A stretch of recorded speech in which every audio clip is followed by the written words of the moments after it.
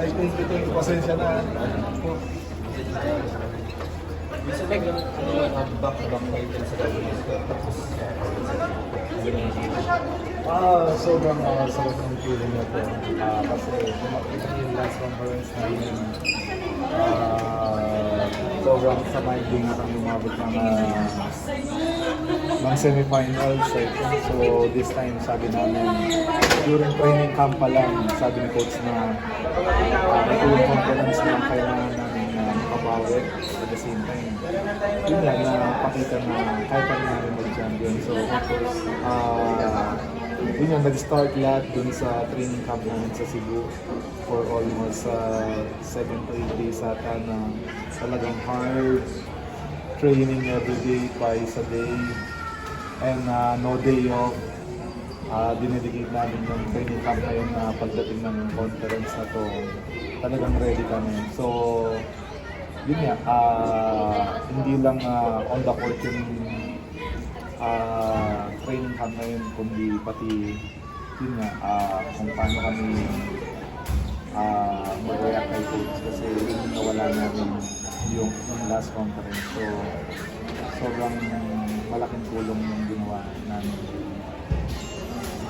And siguro yung final MVP, thank you sa inyo guys kasi mas alam ko mas maraming deserve pero yun nga, nakita niyo yung effort ko. So, tsaka yung MVP na yun, hindi lang ako.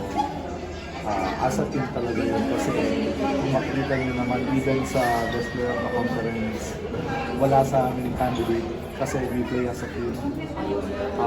Yun yung ano namin, kung sino yung swerte sa supportan namin, kung sino yung magandang laro, sinusuportahan namin. Lahat kami, kung makita nyo yung minutes namin at saka yung score namin, score na. So, yung MVP na yun para sa akin, hindi ako yun, hindi yun. Thank you.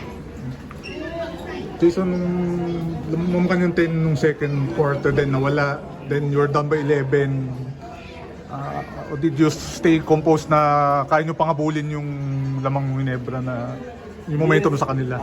Yes, kasi feel naman namin na kaya namin dumikit kasi every game, kung makita nyo yung mga losses namin versus Ginebra, almost lagi single digit lang eh. So sabi namin, as long na dumipensa tayo, maka-stop tayo and then makonvert natin into points, dumikit lang, may chance tayong manalo. Which is, yun nga, yung mga breaks of the game, naka-steal kami, naka-3 points si Pugoy, si RJ, naka-dunk and one. So from there, parang na-feel namin, oh, kaya pa. So siguro, yun nga, thank you kay God na yung breaks of the game at saka yung momentum biglang nag-shift papunta sa amin. So, yung mga instances na ganun, yun nga, give credit to the coaches na lagi nila sinasabi na yun nga, yung composure namin hindi mawawala kasi it's a championship game, di ba? So, yun, buti na lang.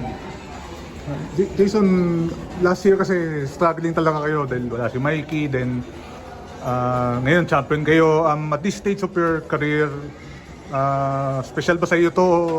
Anong Sobrang special kasi, di ba? Nandun na ako sa latter part na yun nga, ilang years na lang. Pero yun nga, sabi ko naman sa management at sa mga teammate ko, hanggat nandito ako, binibigay ko yung best ko. At the same time, yun nga, inaalagaan ko naman yung katawan ko.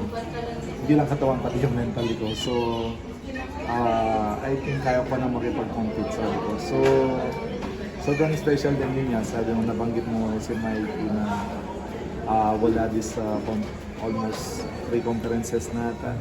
Malaking adjustment sa amin, pero isang isip namin is mag-move on na kasi hindi naman namin control yun eh, control ng management yun. So yung hindi namin control, sabi nga ni coach, huwag na natin isipin kung sino yung mga nandito na capable naman. Ito na lang yung mga asahan natin. So I think nag-work naman lahat at saka malaking tulong talaga si Ray sa amin. Hindi lang malaking tulong, malaking part siya ng team talaga kasi yung nabibigay niya sa amin malaking bagay.